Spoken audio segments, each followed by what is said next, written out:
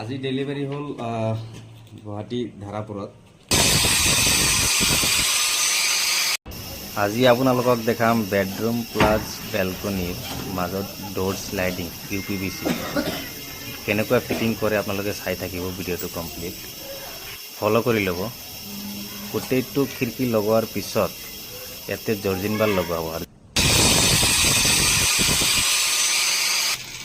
জৰ্জিন বাৰটো লগোৱাৰ পিছত কেনেকুৱা লাগে বেলকনিৰ খিৰিকীটো ডোৰ স্লাইডিংটো কিমান ধুনীয়াকৈ লগোৱা গৈছে।